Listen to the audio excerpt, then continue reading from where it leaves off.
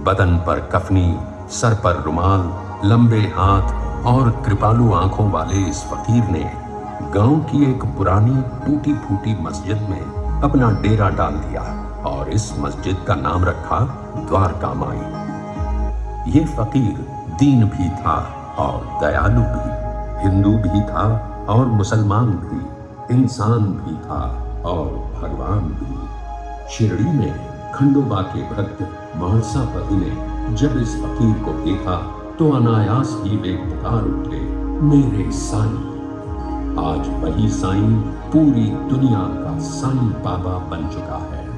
बाबा के दरबार में किसी से घृणा नहीं, किसी से द्वेष नहीं है, तो सिर्फ प्रेम और क्षमा। समय चलता गया और बाबा की कीर्ति एक सुगंध की तरह सारी दुनिया में फैल गई। दादा साहेब खापर्डे से लेकर लोकमान्य तिलक तक कितने समाज मान्य नेता सिर्फ बाबा से मिलने और उनका आशीर्वाद लेने इसी शिरडी में आ चुके हैं। पंच तत्व हो वश में जिसके, उसको क्या घरवा,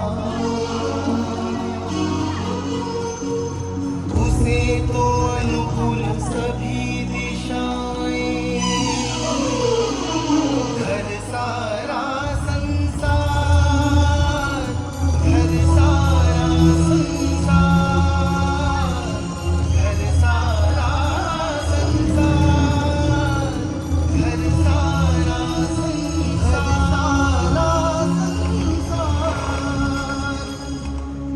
सच्चे प्रेम से शिरडी में आने वाले किसी भी भक्त को बाबा ने कभी खाली हाथ वापस नहीं भेजा।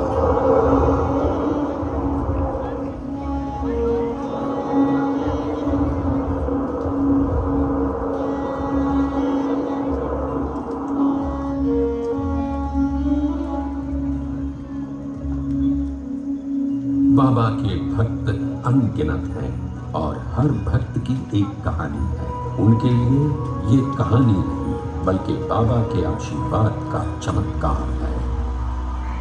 100 साल से ज्यादा समय बीतने के बाद भी ये कहानियां शिरडी के साथ हमेशा हमेशा के लिए जुड़ी हुई है। बाबा की मानव जाति को सबसे बड़ी देन अगर कोई है तो वो है उनका मंत्र, श्रद्धा और सबूरी। जीवन में ये मंत्र किसी भी संकट से आपको मुक्ति देगा। आपको सिर्फ अपने आदर्शों पर श्रद्धा रखनी है और मन में धीरज। जीवन का पूरा अर्थ इन 2 शब्दों में बाबा ने बताया है।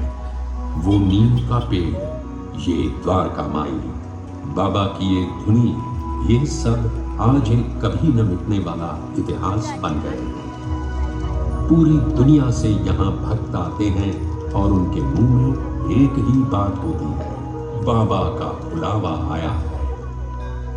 बाबा के दरबार में कोई धर्म नहीं, कोई जाति नहीं, कोई अमीर नहीं, कोई गरीब नहीं। यहाँ आने वाला हर मनुष्य सिर्फ बाबा का भक्त होता है। हर एक की कामना पूरी करने वाले बाबा कहते थे, सबका मालिक एक। आज आप भी इसी पवित्र शिरडी में बाबा के दर्शन लेने के लिए आए हैं। आपकी भी सभी इच्छाएं पूरी हो जाएं। साईं तीर्थ की शुभकामनाएं हमेशा आपके साथ।